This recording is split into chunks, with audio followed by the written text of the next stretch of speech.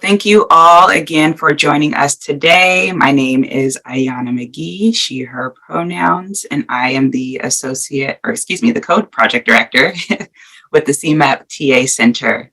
And I'm so happy to be here with all of you today. We have NAMI California here who will be presenting on cultural responsiveness. This is a two-part series, and this is part one. So again, we're excited to jump in, and let's go ahead and get started. I want to say this training is offered through the Community Mental Health Equity Project, TA Center, which is funded by the California Department of Healthcare Services and administered by the Center for Applied Research Solutions. The views, opinions, and content expressed in this presentation do not necessarily reflect the views, opinions, or policies of the California Department of Healthcare Services. So the CMEP initiative, it's a collaborative initiative between the California Department of Public Health, Office of Health Equity, and the California Department of Healthcare Services, Medi-Cal Behavioral Health Division. The CMAP TA Center specifically receives AB 74 funding, which again is administered by the California Department of Healthcare Services to provide technical assistance to counties and community-based organizations across the state. We also are supporting DHCS with updating the Cultural Competence Plan guidance that guides counties in planning services and systems that lead to reduced behavioral health disparities. The Center for Applied Research Solutions, also known as CARS, is the lead of the TA on this initiative and is here to provide technical assistance training and consultation services for the broader CMAP initiative. The TA will support culturally and linguistically responsive and data-driven behavioral health services. TA is available at no cost to county behavioral health departments and CBOs and other local and statewide stakeholders. Also, as part of this initiative, the California Department of Healthcare, California Department of Public Health, Office of Health Equity also receives AB 74 funding through CMAP to contract with set 34 community-based organizations across the state in support of the California Reducing Disparities Project. All right. This initiative and the TA Center specifically is a partnership of many agencies with subject matter expertise regarding cultural competence plans, health equity, and training and technical assistance in California. We are so grateful to this collective of partners and are very excited today to be presenting with NAMI California in this webinar. Our goals is to increase our stakeholder expertise in cultural humility, health equity, stakeholder engagement, language access, workforce diversity, and trauma-informed care, ultimately to help stakeholders learn about behavioral health equity topics and trauma-informed services. Our core values lie through all of the things we do in this work, and our work is rooted in these values. These values inform the content of the TA that we provide, the experts that we work with, and the learning modalities that we offer. So we try to put these values into practice in these virtual events. So for example, starting off with music to allow folks to take a breath and get settled. We also encourage folks to use inclusive, non-stigmatizing, LGBTQ+ affirming and anti-racist language. So for example, you see we won't use terms like crazy or insane, and we are respectful of pronoun use. And we ask that everyone in this space be mindful as you participate as well.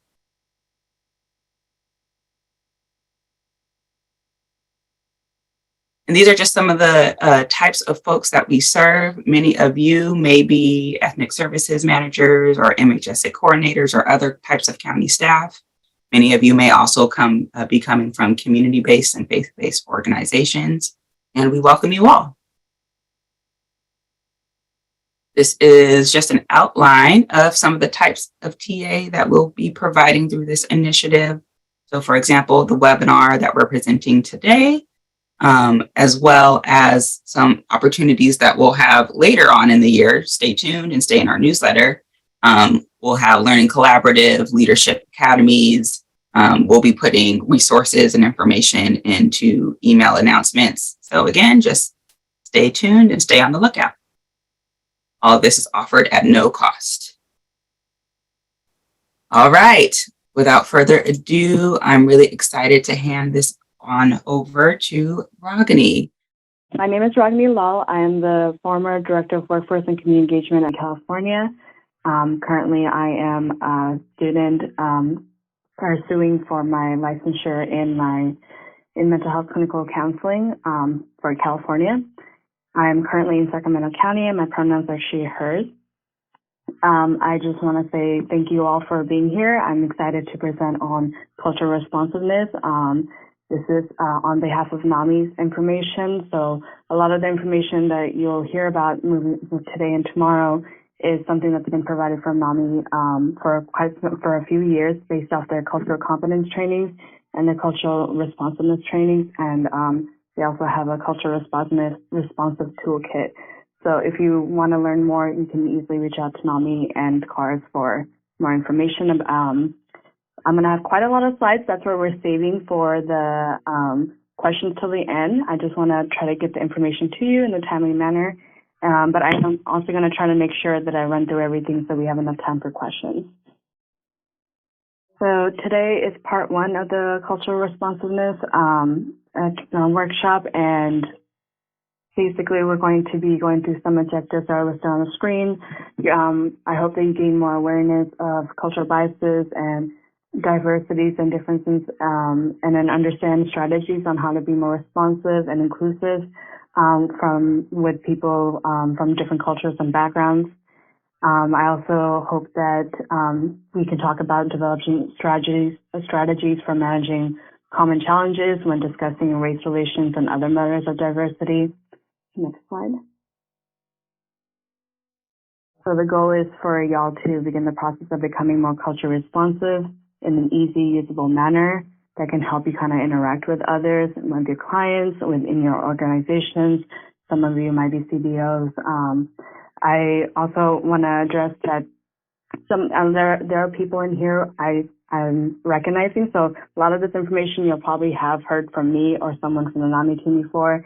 And a lot of the information, there might be people who are completely new to this, so welcome. This is a, great kind of workshop on learning more about diversity and how we can kind of work on becoming more inclusive as individuals. And I will also address some organizational strategies and ways to also become more inclusive and responsive to diverse cultures. So walking through, we're going to have some nuts and bolts for working with diverse communities. We're going to kind of go over terms and go over different terms that are being used. And then we're going to kind of talk about the different perspectives and the historical and social context of diverse communities. And then we're going to also address tough topics and kind of how we can kind of interact with individuals that you might not be comfortable interacting with because they might be so different from your own, and that's totally fine.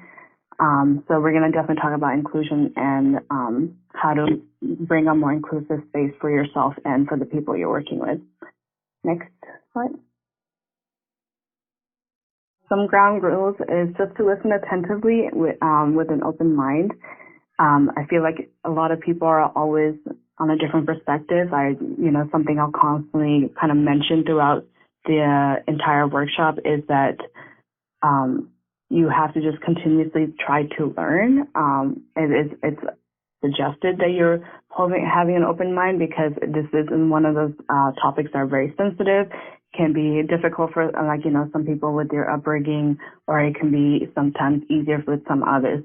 Wherever you're at in the spectrum of understanding culture and cultural responsiveness, just try to keep an open mind and reserve the right to change your mind at any point in time.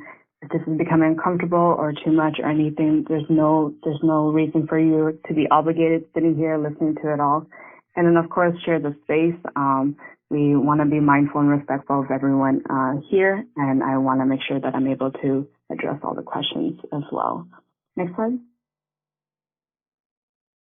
So let's get into the key terms and initial recommendations and overview. Next slide.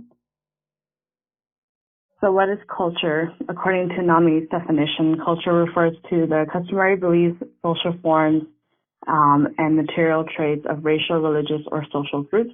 It includes the set of shared attitudes, values, goals, and practices that characterizes an institution or organizations. When we think of culture, the first thing we think about is race and ethnicity. Culture can be a lot more complicated than that, specifically where I mentioned social groups. So when we think of social groups, we might think of something more than racial and ethnic groups, and I'll get into that more in a little bit. Next slide. So cultural competence, the definition of cultural competence is defined by the Georgetown University National Center of Cultural Competence. It's the ability to develop and implement programs, practices, and services that are grounded in the cultural reality of the population that is being served. Next slide. So what that competence entails is you're valuing diversity, having the capacity to have cultural self-assessment, as in being able to understand where your culture comes from, how you have become as a person as you are from the culture that you've been raised in, as you're continuing to grow in the culture you're in currently. Being conscious of the dynamics inherent when cultures interact, so understanding the differences and similarities, having institutionalized cultural knowledge, so a lot of culture is impacted by institutionalized systematic disparities, and we're going to talk more about that, and then having developed adaptations to service delivery reflecting an understanding of cultural diversity. So just being able to reflect and constantly learn. And let's go to the next slide. So that was cultural competence. I'm going to talk about cultural responsiveness and then kind of compare the two. Cultural responsiveness refers to the ability to learn from and relate respectfully to people from your own and other cultures. And it's effectively to all the people of all cultures in a manner that affirms the worth and preserves the dignity of the individuals, families, and communities, specifically other than your own, and of course yourself. Next slide. So the cultural responsiveness and cultural competency, the reason why I'm bringing up the two terms is there's nothing wrong with cultural competence. It's still widely used and accepted currently. We just addressed that that competence usually implies that there's an endpoint that you can achieve. The one thing that I'll also commonly mention is that culture is a very ever-learning, ever-changing concept, and it's something that we continuously have to have the ability to adapt and learn. Something that you'll understand is language, or even generationally. I'm sure how people talk from 50 years ago to now is very different in just in your city alone to more nationwide, worldwide alone, impacted by technology and things like that. So responsiveness kind of addresses that you're always adapting and refining your awareness, knowledge, and skills, and policies geared towards multiple and diverse populations as we continue to evolve as human beings. And that's why for this webinar, we're going to be using cultural responsiveness and kind of talking about it in a way where you're continuously learning. Next slide. So what does cultural responsiveness entail? According to NAMI's definition, it is a set of congruent behaviors, attitudes, and policies that come together in a system, agency, or among professionals that enable them to work effectively in cross-cultural situations. It is an ongoing practice, as I mentioned. It's, not stereotyping, which comes with understanding our biases, and I'll get more into our biases, I think, tomorrow. It is not synonymous with race or ethnicity. Race and ethnicity is part of being aware of the race and different races and ethnicity is part of cultural responsiveness, but as I mentioned before, there's more to culture than just race and ethnicity. It implies awareness of one's own preconceptions and biases, requires recognition of the impact of the organization's assumptions and practices, and as an individual or as your general group. Recognizes, honors, and respects and validates differences and similarities between people. Next slide. So there are benefits of becoming more culturally responsive. I think as we're continuing to learn and respond to diversity, you as an organization, you have increased access to care. for underserved and unserved communities. And then it could lead to being able to work with more diverse clients or to have more memberships if you're a nonprofit. It's increased quality of programs and services. You want to be able to have more quality and accessible programs and services so that you are able to help and meet people's needs.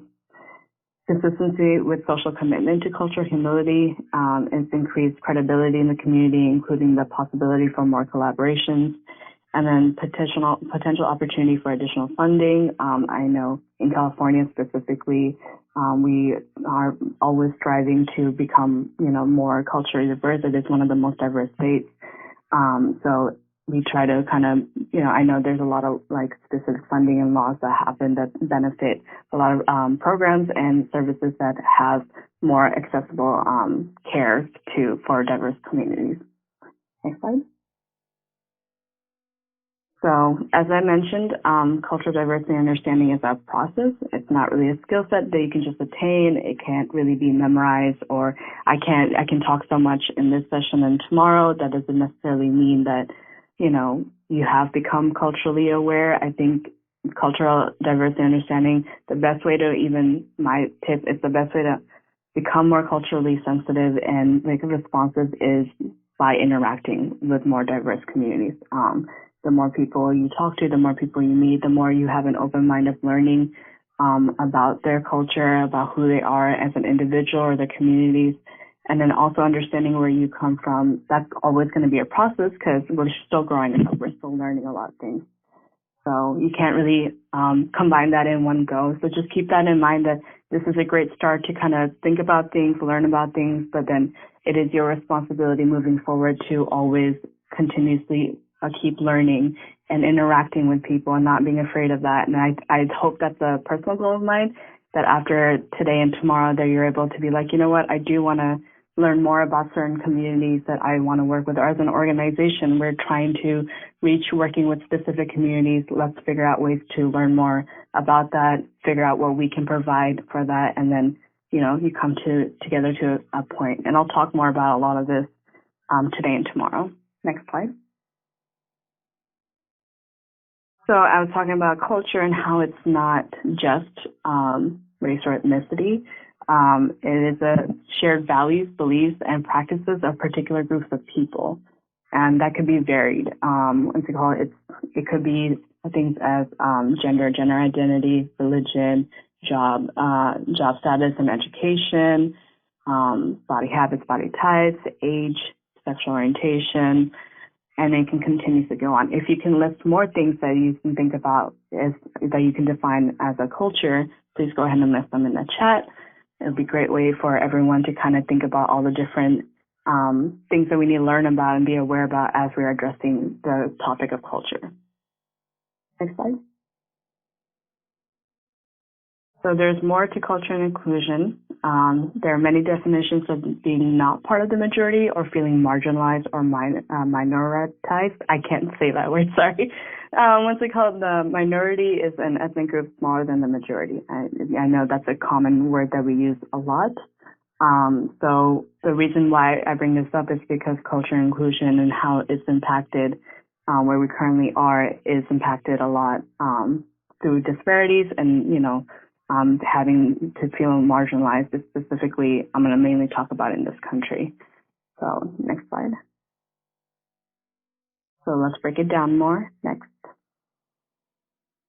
Some of the things that, I think some of the slides are mixed up, but I think some of the things that we talk about when it comes to culture, one of the things we talk about is sex orientation and gender orientation. And this is just kind of more of a detailed topic on that. I think I'm going to come back to in a couple more slides, but these are just definitions of what each different terms are and how there's differences between what people mean by sex versus gender, what their gender identity is, what their sexual orientation is, and sex assigned at birth.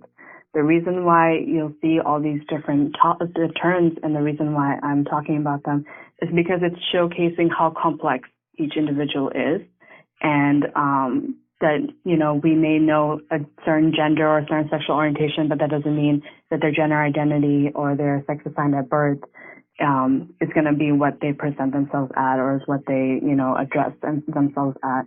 So this is just to kind of think about the different complexities as we talk about the different groups of shared beliefs and attitudes. Next slide. So like I said, understanding others can be quite complex. So, you have to think about, when you think about a person, or even, I guess, let's do a little activity.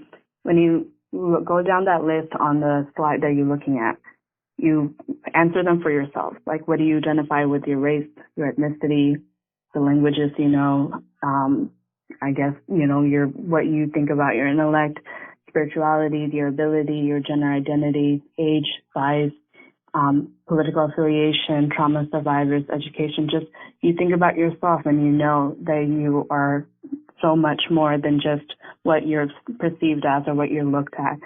Essentially, that's the same as when we look at others. We understanding others can be quite complex.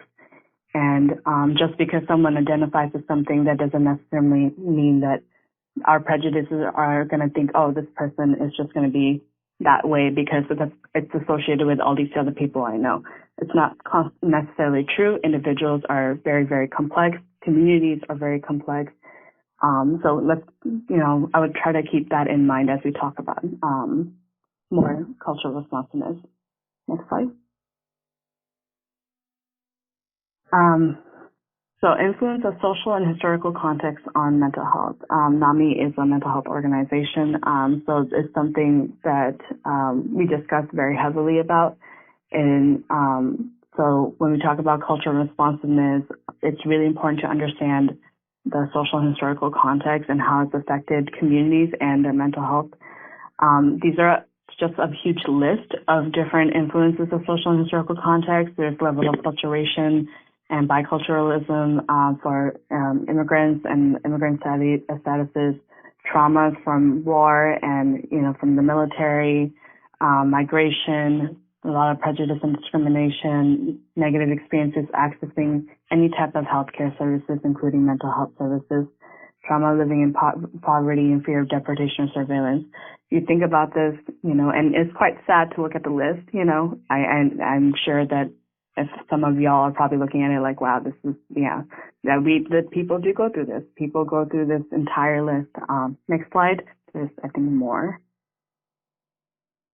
And then that's more of them, what's it called? So you can imagine that when you, just reading these, and either you're identifying with it or people are identifying with it, you can imagine that when an individual goes through multiple of them, the influence and how it's hard for them to, be accepted as, as themselves, as understanding their own identities. So sometimes a lot of people have also a hard time understanding other identities or understanding yours.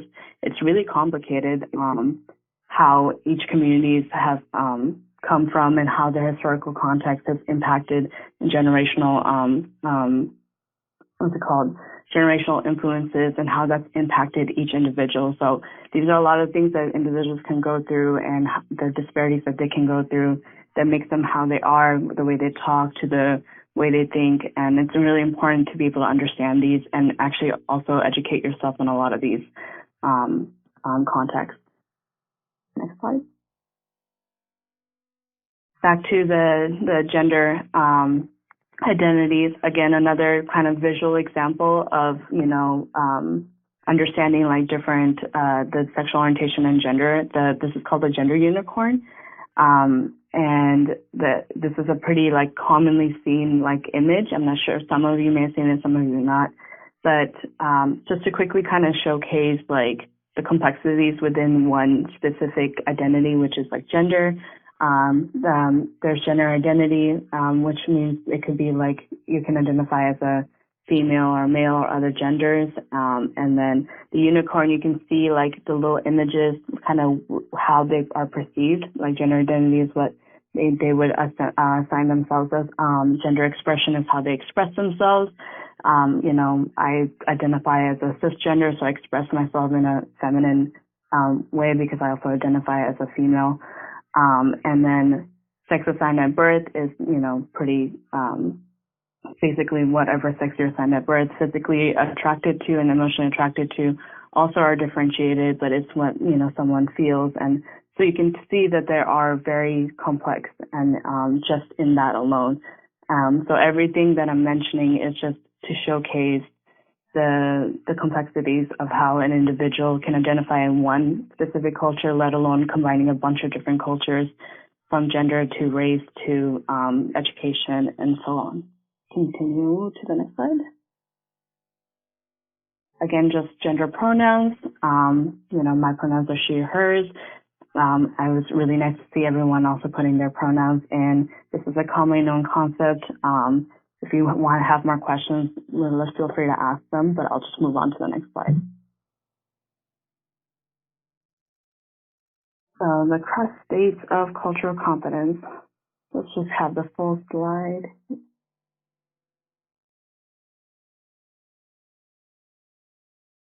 So cultural destructiveness is characterized by attitudes, policies, structures, and practices within a system or organization that are destructive to a cultural group. And then, as you saw the circle go on, there's cultural incapacity. It's a lack of capacity of systems and organizations to respond effectively to the needs and interests and preferences of a culturally and linguistically diverse group. Characteristics include but are not limited to institutional or systematic bias, practices that may result in discrimination in hiring and promotion, disproportionate allocation of resources that may benefit one culture group over another, subtle messages that some cultural groups are neither valued nor welcomed. That's also similar to microaggressiveness, and lower expectations for some cultural, ethnic, or racial groups. There's cultural blindness.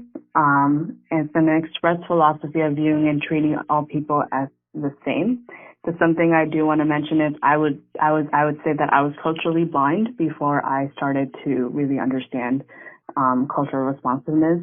I also used to view people as all the same because I viewed it on a mental health lens, and I thought that mental health does affect everyone, but the way that it's impacted is different, and that's cultural blindness, where you think that everyone's the same, and I feel like I understand why people would, because they want to view someone equally, and you can still do that, but also acknowledge that the way they function and who they are and where they came from is very different, so they're going to respond to things differently.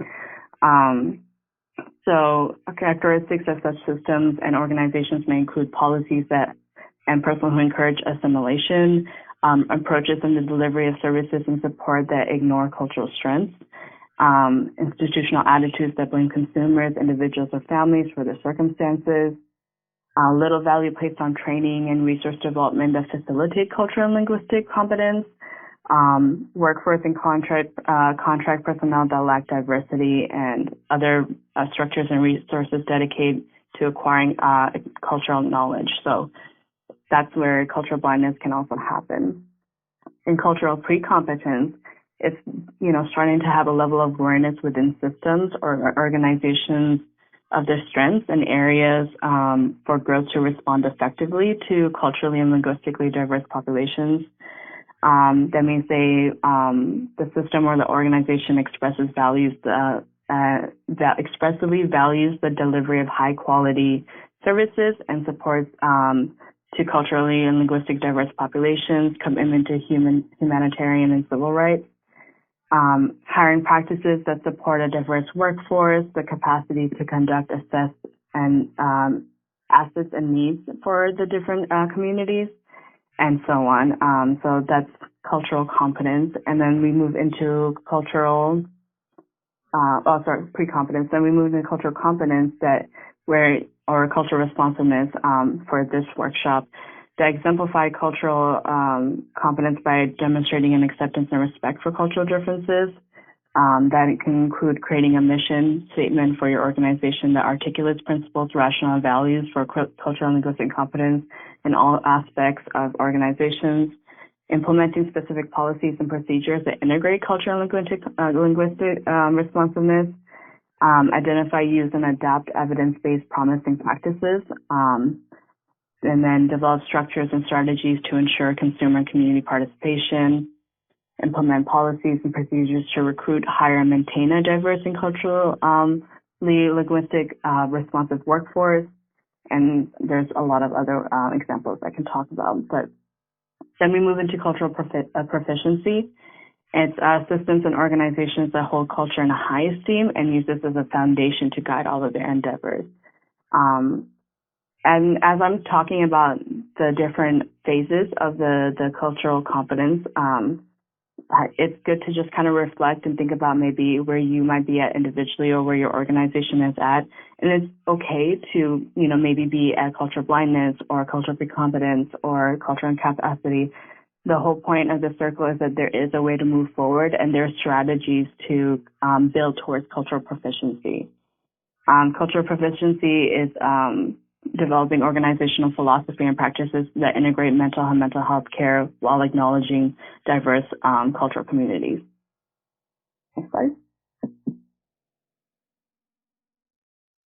This is just kind of reviewing what cultural competence is.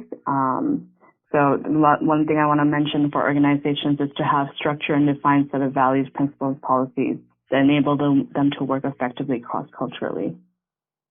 Next slide. So those are some recommendations on how to kind of move forward into cultural proficiency. And so as we explore multicultural responsiveness goals, we would like to start off with some initial recommendations. Go into the next slide. So the number one is to employ an intersectional approach.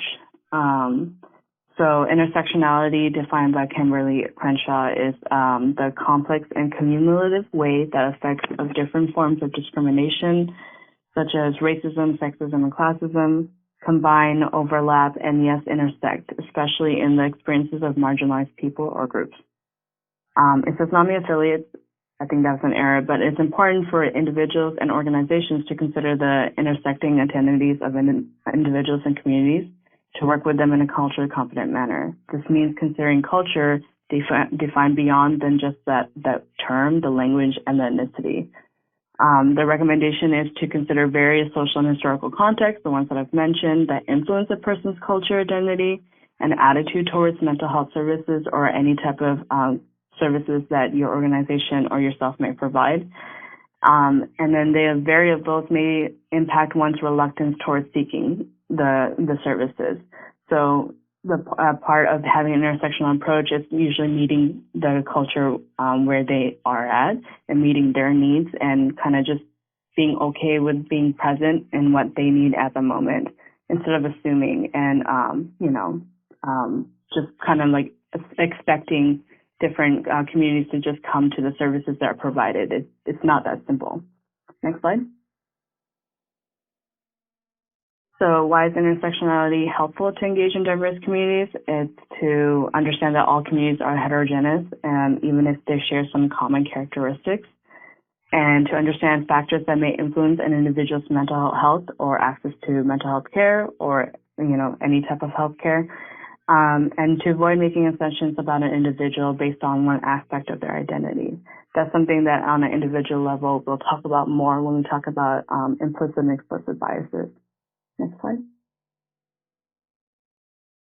So the next recommendation is to consider the impact of intergenerational trauma, also known as historical trauma, was originally used to refer to Indigenous people whose traditional territories are now known as Canada. However, the term has been applied to many marginalized communities and may be defined as the transmission of historical oppression and its negative consequences across generations. There is plenty of evidence kind of defining the impact of intergenerational trauma on the health and well-being, and then on the health and social disparities facing marginalized communities. So we really have to kind of educate ourselves on the ancestral needs and how the intergenerational trauma has kind of gone down the line. And you'll hear a lot of people be like, oh, my family, never accepted mental health. We didn't really talk about that. And then, if you get to know, if you know their family's like, oh, we never did that. Our parents did that. Our grandparents did that. Those are some types of phrases that you'll hear people saying.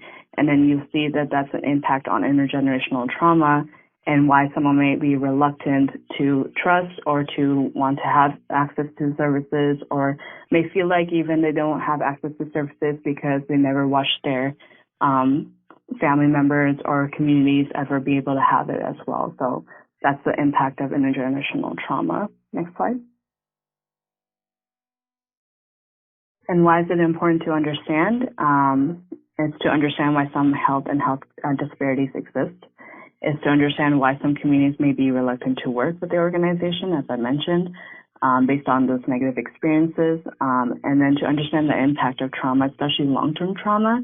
One of the hugest parts about becoming culturally responsive and having a culturally responsive organization is thinking about trauma-informed care. And also, I think cultural responsiveness and trauma-informed care align pretty parallel to each other, and on how we respond and provide equitable services. So some effects include reluctance to seek care, behavioral, emotionally acting out, substance abuse, repetition, negative behaviors, and much more. It's really important to understand that when you see someone who may have reasons for why they're acting a certain way that you may not, be able to understand, that it's a lot deeper and a lot more than what we just see. If we see someone who is out, the biggest examples I can think about are individuals who are unhoused and experiencing homelessness. A lot of people have the bystander effect, where we try to run away or not deal with it and just assume that this person's going to harm them. You don't know that. What's it called? I do believe in people trusting their intuition, but you don't know where that came from, and assuming that that person's a bad person isn't really, it's a bias that you might have, that you have learned yourself, and that's totally fine. But that person might have gone through a lot of historical trauma, intergenerational trauma, probably went through all the different, set of slides I had that had like a bunch of different examples. They might have been a veteran or part of the military. In the end of the day, it is important to understand that each individual is complex, far more than what we visually see. Next slide. So what are the key components with working with diverse communities? Next slide. The key components is kind of what I've been talking about: understanding your own skills, the subject knowledge, knowing your clients or knowing the person you're interacting with, having some public speaking skills, but that's more so as, if you're at any point, as Ayana mentioned, that the goal for CARS is to always talk in an anti-racist way, and that's kind of one of the things that you have to think about when you're talking about public speaking skills. Organization of topics, clear, direct messages, being honest, knowing the learning needs and accepting those learning needs, engaging with the clients that you're working with. As I mentioned before, the best way to build cultural responsiveness within yourself is to continuously interact with diverse communities, and ensuring that your what you're talking about, the things that you're addressing, are appropriate and relevant for the person that you're working with, and then also appropriate to what knowledge you have. So one of the biggest things is to be able to kind of check in with yourself and think about, do I know enough to say what I want to say? Do I know enough to talk about this topic? And if you don't, it's good to go educate yourself and learn. So that's kind of what we're talking about. Next slide. So one of the biggest ways to connect with diverse communities is understanding culture, and that it's critical to making effective connections with others. And the biggest one I can think of is empathy. The biggest one that we found working with multiple individuals throughout NAMI is using empathy, which is the ability to understand and share a person's or group's experiences and emotions. Empathy is basically being able to put yourself in someone else's shoes and accept that this is how, this person feels or this person thinks, or accept that communities have a shared value and attitude and beliefs, And because that's where they have came from, similar to how you and yourself have came from your own cultural upbringing and the things that you have learned and have influences with. Next slide. So steps to assessing diverse communities, you can assess them in several ways. You ask about what to expect beforehand, assess learning needs from others prior when possible. I think this slide kind of probably addresses for people who have clients who are, having members that come in and you're having, your team and your staff kind of learning to how to work with them. It's good to know and educate yourself on who's coming into the room, like what are their needs. Some of the needs could be this person is very triggered by certain words. This person is, feels afraid, and it's really important because those are things that when you think about these things, you want to try to make that person feel as safe as possible. That's something that we're going to talk about pretty heavily. So when you know these things about someone and know what to expect, you know how to build an inclusive space for that person, or for the community or for the individuals that you're working with. Next slide. Again, as I've been mentioning, understanding others can be quite complex. That's kind of been my whole theme for the past 30 minutes.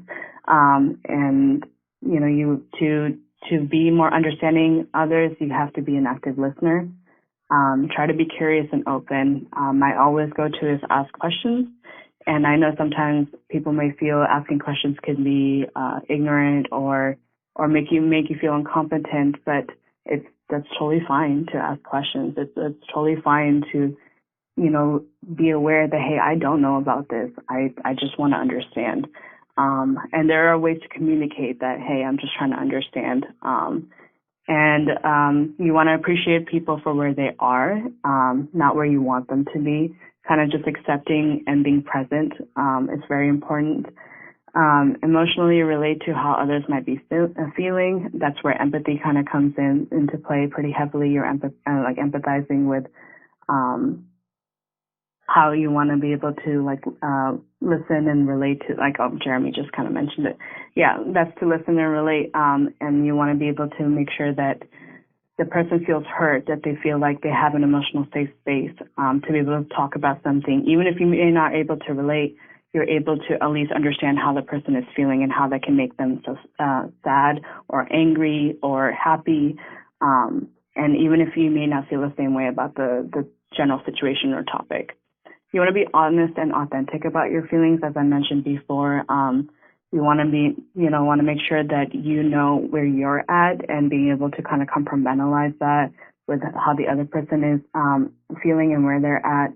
For a big example I can think about as someone who's, working towards being a therapist is I sometimes have to, if my client's speaking to me about something that may be triggering for me and I might want to react in an angry way, my client's not. That means they're maybe reacting in a sad way. So I have to be able to understand that I may feel angry at the moment and I need to be able to calm myself down so I can show up for my client and understand that this person is feeling sad. And you want to stay with that process in the relationship. It's more about, that bullet point, the one thing I mentioned is it's more about the journey than the goal.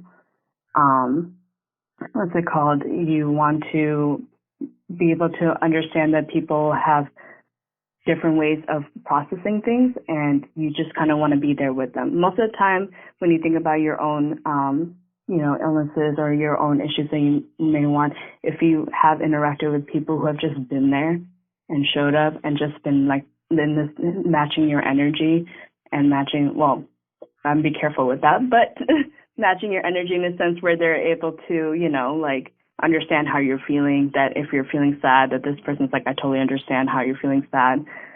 You want to be able to be in that process and instead of rushing to the solution or trying to fix something. Most of the time, people don't want a quick fix. They know that a lot of the solutions and issues that everyone's dealing with, that there usually isn't a quick fix.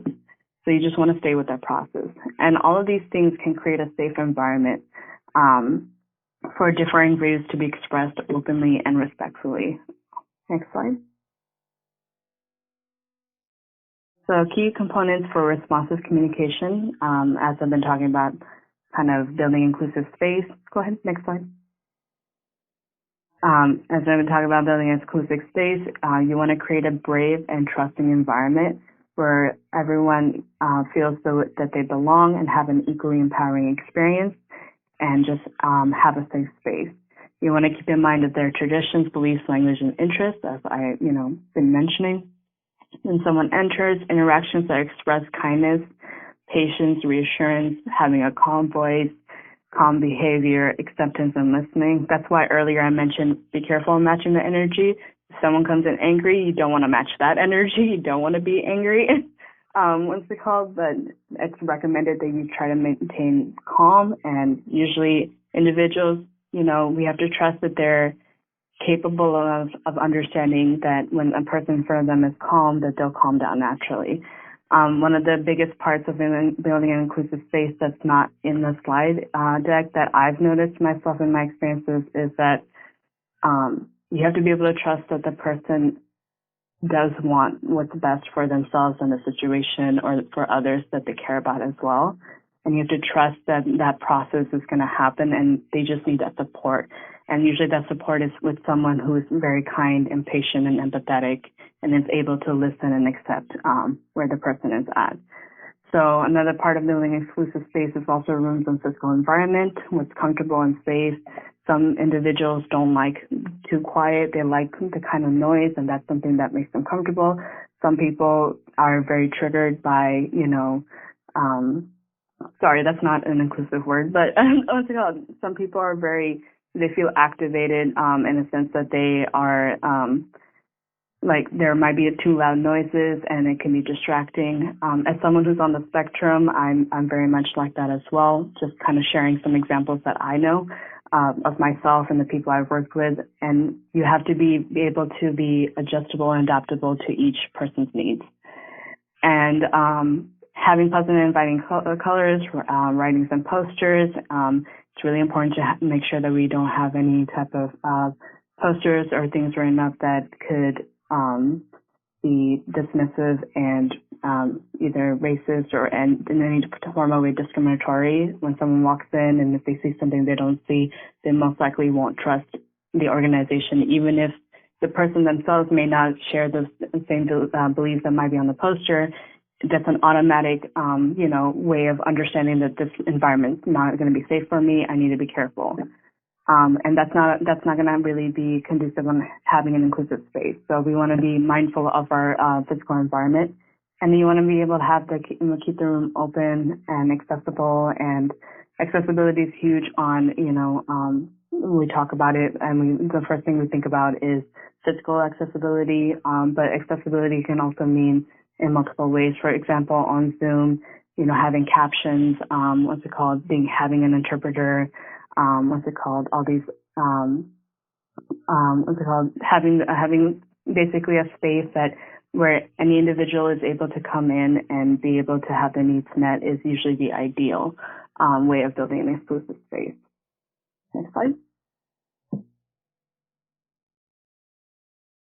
So key components to responsive communication is also creating communication. It's to reflect back on what's being said. You want to use their words and not yours.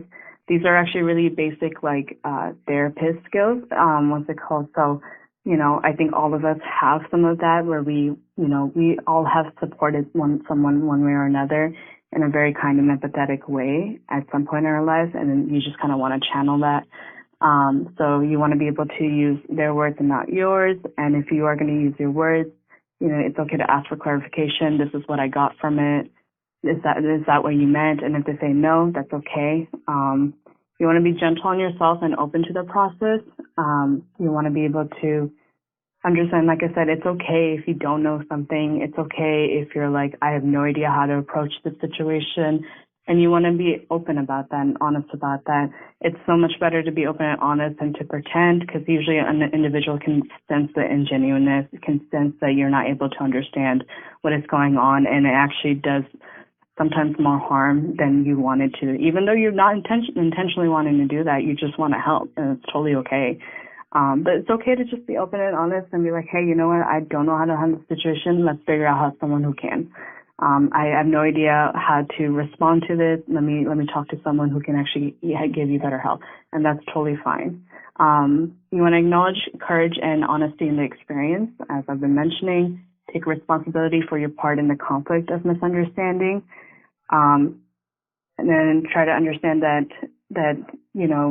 if you feel upset by something, or if you feel like you're in that conflict or misunderstanding, one of the biggest experiences I have, I'm currently doing my internship, is that when I think that I'm understanding what someone's saying, they're like, no, and they get pretty defensive, and everything. And when someone gets defensive, our automatic reaction is also to get defensive, or to, be like, oh no, that's not what I meant, or this and that. I simply just say, you know what, I didn't understand. I'm like, can you please help me understand? Or I would love to, I would love to ask more questions so that I can make sure I know how to make you feel that I understand. So I just sometimes just take responsibility that, you know what, instead of defending myself or trying to clear up the air, I'm just like, nope, I really didn't get that. Then you're right. Let's talk about that. So pay attention to how pay attention to how they might be feeling and how you are feeling. So I was confused by that pronoun real quick. So pay attention to how they might be feeling and how you're feeling. It's really good to be self-aware as you're interacting with individuals.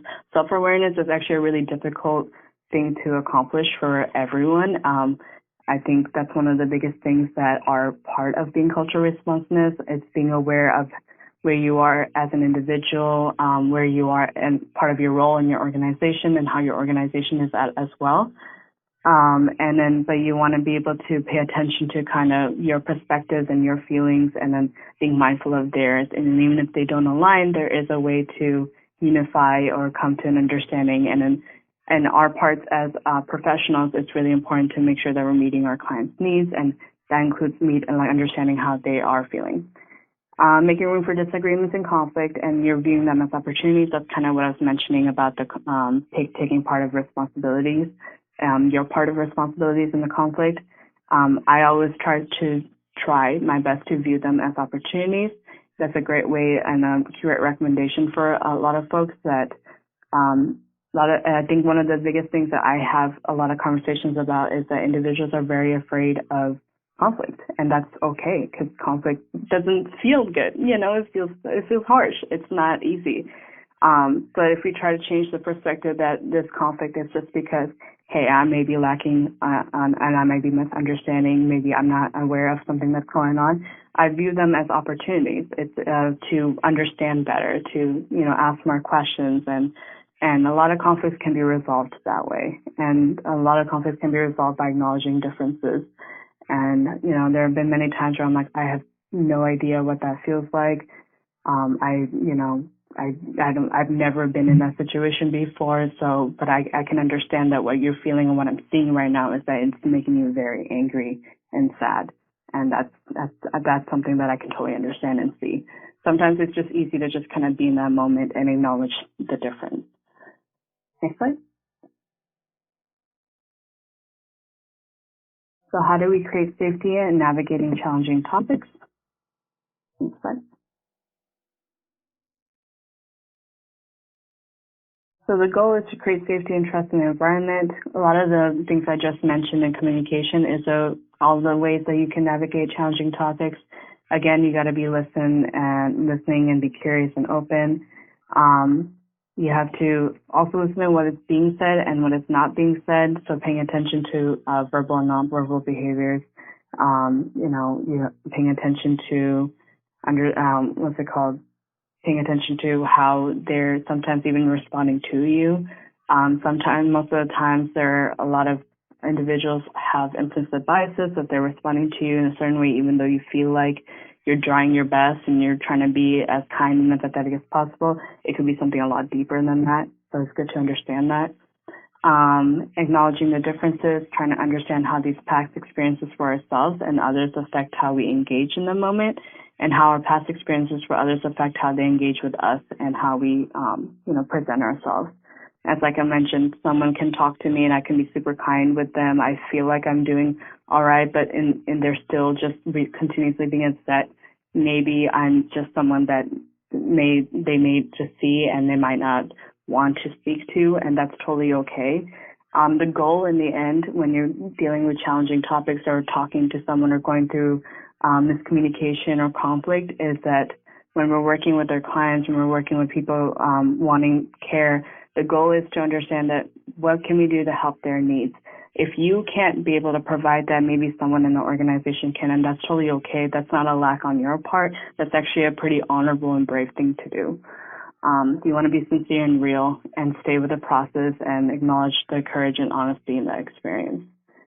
And you want to focus on the relationship and not just the solution. And that means the relationship with the organization and not just yourself with the individual, the clients that come in or the members that come in. So, what's it called? It's not bad to kind of have conflict or anything. It's just a part of the process. Next slide. You want to, I kind of already mentioned all this, so let's just go on to the next slide. And next slide. So effective communication is kind of everything I've just been mentioning. You want to, part of the words that part of effective communication is for affirmations. You want to acknowledge and appreciate their confidence and their engagement in a meaningful and honest way. You want to explore how you can improve communication. Even if the communication goes well, sometimes you want to reflect back and think about how can I be more impactful in this individual's experience. If they, let's say you have clients that are coming back and stuff. So a huge part of effective communication is reflection and also being able to affirm, yourself and the individuals you're working with. Sometimes it's as easy as being like, everything I've heard today, it seems like you've had a really difficult time, accessing care. I just want to acknowledge and really say that I super appreciate how brave you are for coming in and speaking with me and being vulnerable with me today. And sometimes just that, a little affirmation can shift, how they might have biases against accessing services, because maybe in the past, they talked about how people have turned them away or dismissed them or didn't have the care that they need. And sometimes just being able to acknowledge that this person's still coming back and wanting to try is really, really important. So affirmations is really important in communication. I think all of us probably want to hear compliments and always want to be affirmed that, hey, we are trying our best. So it's good to kind of speak that out loud. And then just also reflect on your communication and how, maybe an interaction went and how you might want to improve that. Even if it went well, there's always ways to improve. There's always ways to build better bonds and better relationships with your clients and members. Next slide. Oh, I'm on a roll. So I was thinking there's more because I'm thinking about tomorrow. So that's kind of everything on communication and just kind of all the different impacts that people have. And I just hope that today helps you kind of, in preparation for tomorrow, think about like all the differences and complexities we have for, as individuals on ourselves. Like if you just kind of answer like everything that we talked about yourself, you can imagine how another person is also just as complex as you. And it's really about building that bond and relationship. And there is a way to unify relationships, even with cultural diversity. Thank you all for listening to me talk for the past hour. I'm open for questions and comments. I'm actually really excited. I ended early so I can, receive your questions. So. Hi, Ragini, it's Jeremy. I'm going to read a couple of questions that came through in the chat. So the first question was from Jessica Fatt.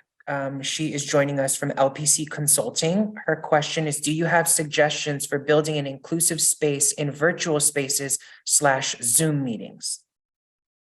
Yeah, suggestions. Some that I kind of mentioned, I think, if you have the budget and if you have the access and the resources, or if you're able to build partnerships, so you have to think about first what kind of audiences you want to have an inclusive space for. One of the biggest, I think, blocks I've seen on Zoom meetings is individuals who have have disabilities that maybe such as hard of hearing or seeing and things like that. What's it called? So it's really important to try to hire maybe an interpreter or a translator. I know Zoom has captions, but captions are sometimes too fast. Myself, for example, I speak very fast, so I've had feedback where people are like, you talk so fast, the captions are going fast, I can't keep up. So it's really important to kind of think about, the systematically how you can improve that. So that includes having interpreters. It's the way to do that. I've learned before is to kind of have have questionnaires when people are signing up. So when you have the questionnaires and be like, is there any way we can have more accessibility or anything that you may need for accessibility?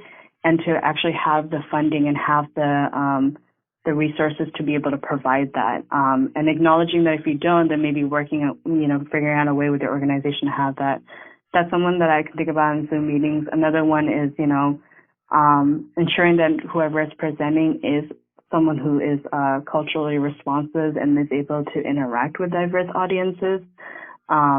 And then, depending on, again, the type of audiences you want in your Zoom space, and even just within your group meetings. I know, in the past couple of years, a lot of our meetings are on Zoom now. We don't just show up to the offices anymore and stuff. We just quickly go on Zoom. So sometimes whoever is facilitating, it's important to have the facilitator be someone who's able to, acknowledge and be able to speak, in a more culturally responsive way and linguistically responsive way. That's another one I can think of. Unless there's specific ones that you have, I can kind of go on the list. Jessica, feel free to turn on your mic and interact with Ragini in the space. I'm going to pause to see if Jessica wants. I see your hand, Hafsa, and I have one more question that was coming through from the chat. Okay. So I'll ask this question. This came from Megan McDaniel. Are these recommendations provided to and implemented at all NAMI California affiliates? I know the executive director and board of directors at my local affiliate could use this kind of cultural humility training. That's actually a really good question on the NAMI's end. I'm not a representative of NAMI as much anymore because I'm a former employee there, but from what I know, and because I've done a lot of the cultural competence trainings, the cultural responsiveness trainings, the cultural responsiveness toolkit is a resource that was designed for NAMI affiliates. If you would like access to that toolkit and want to present that, or if you want to connect your local NAMI to the state NAMI, they would be able to, maybe provide those affiliate trainings, or they might need more TA trainings that CARS can provide as well. They have been presented to the NAMI affiliates before. The part of the things that we learned, working with the local NAMIs, is sometimes it is really hard to still be able to meet the needs and stuff. That's the feedback we got from NAMI affiliates. But again, it's a process. Sometimes on an organizational level, it takes literally years to build. To build an inclusive space, and on top of that, to build connections with specific communities in that local area. So that's a wonderful, wonderful question. And I would say the best way for me to answer that is to definitely please connect with NAMI California and see if there's a way that if you have these concerns, that it's a way to kind of combine and have them train more. And we definitely have the resources and the training for that. Thanks, Ragini. That is all the questions that I have from the chat. So I'll open it to the floor and allow Hafsa to ask the question that they have. Of course. Hafsa? I love how you said we should admit when we don't know something. So instead of drawing assumptions, we should ask questions when we don't know something. Because I had a white therapist and psychiatrist that when they didn't know something about my religion or culture, they drew assumptions, negative assumptions. And they negatively, I felt like it was negatively stereotyping me, putting me in a box, and instead of asking me questions. And I had an Asian therapist and she asked me questions, and then I felt like she was actually trying to learn from me and better understand me. So I love that. Thank you. Thank you, Hafsa. Thank you for sharing that. That's a wonderful example. And, that is really important, is to ask questions first. If you feel like you're about to assume or maybe make a statement, and if the person still goes like, no, that's not what it is, don't keep trying to defend that statement. Just be like, oh, okay, I was wrong, and that's okay. That's okay.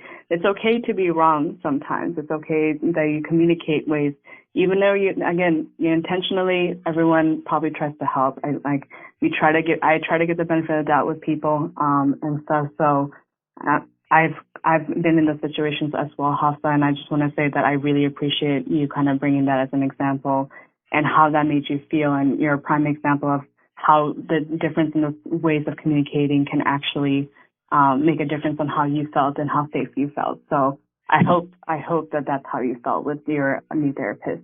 But thank you for sharing. Any other questions, comments, concerns? If not, I can hand it back over to Michael. Go ahead. I'm sorry if I said your name wrong. No, actually, you said it correctly. Thank you very much for that. I just, I've been running a BIPOC group in NAMI Solano County for about the last 6 months. We're it's like a slow moving train.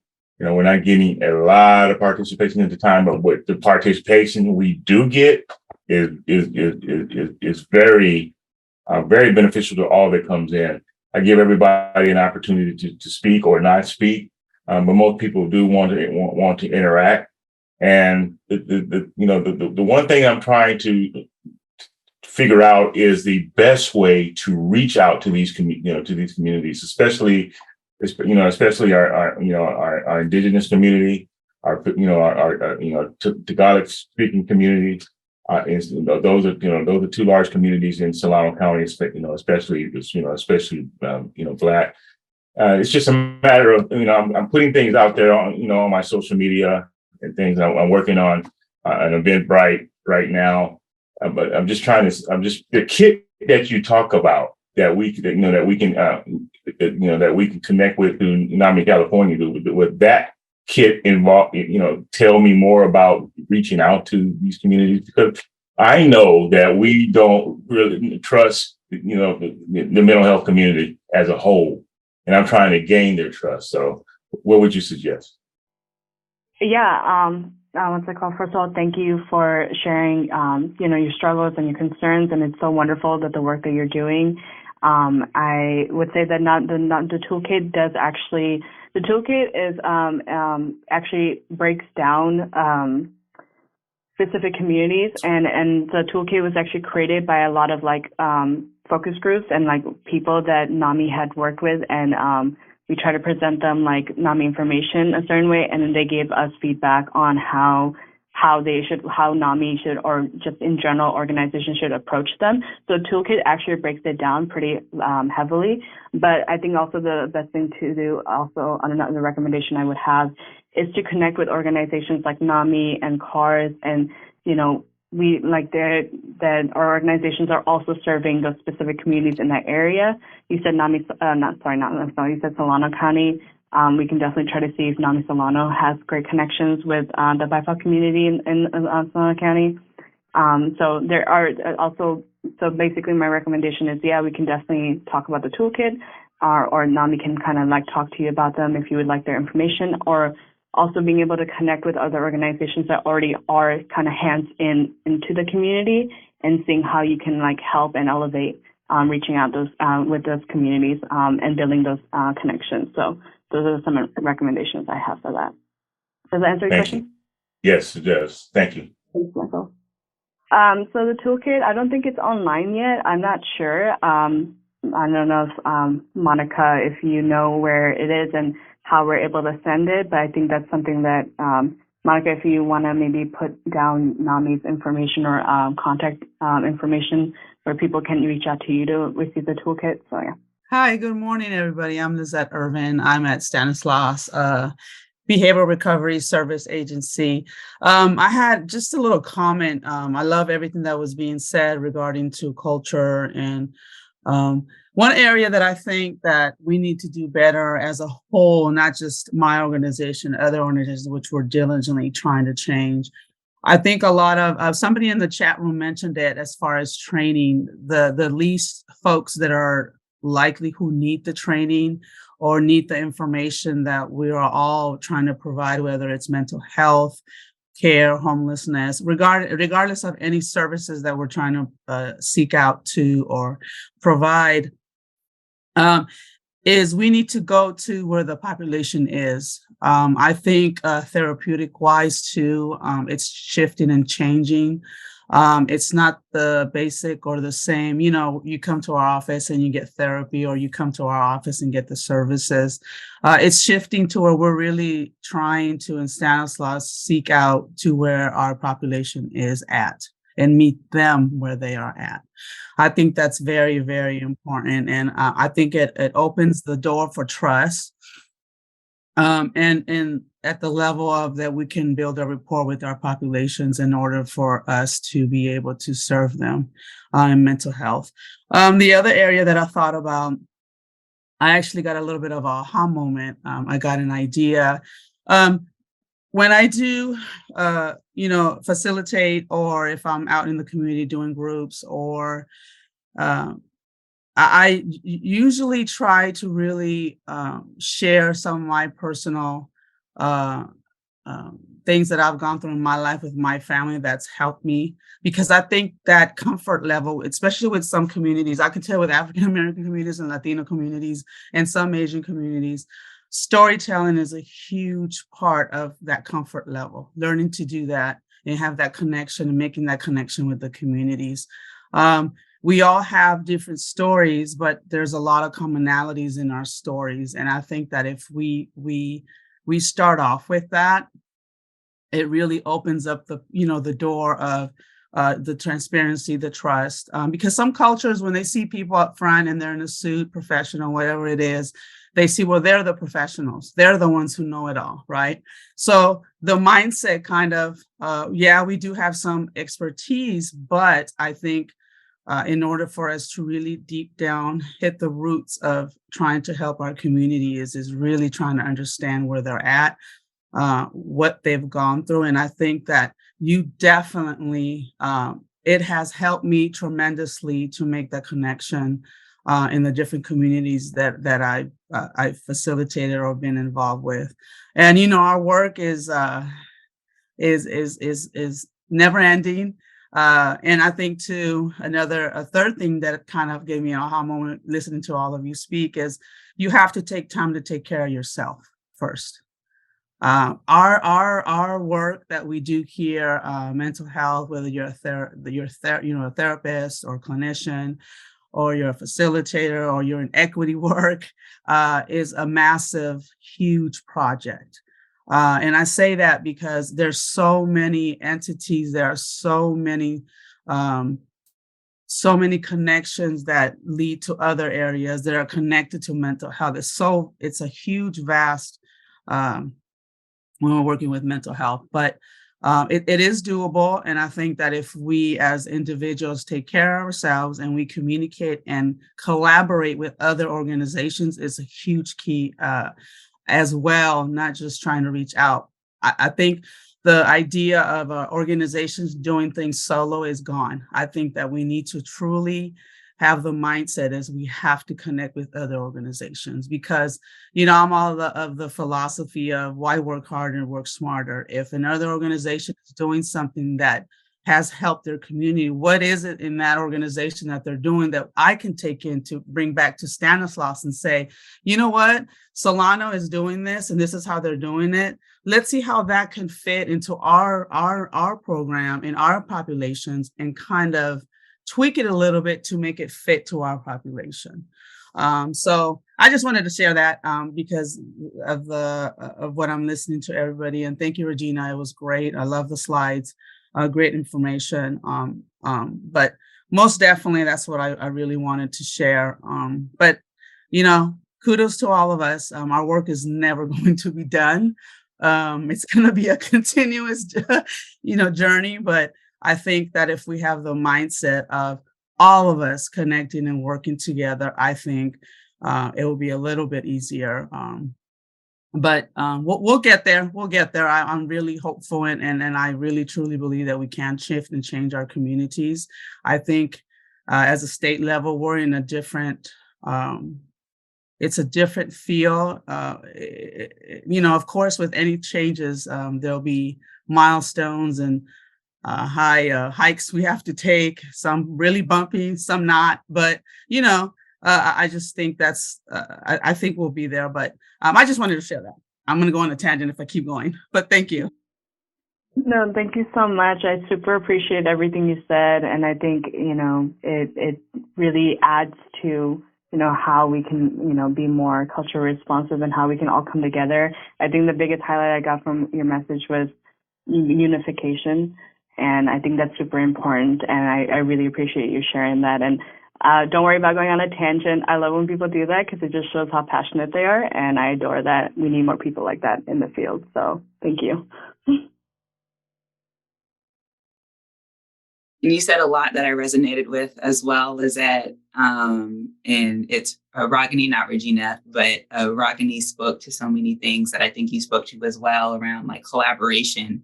And I think that collaboration piece of looking to other organization, what are they doing that works well? What do they know best? Like, are these other organizations within community that we can be engaging with so that we're ultimately doing the best for the communities that we're trying to serve? So that in particular stuck out to me.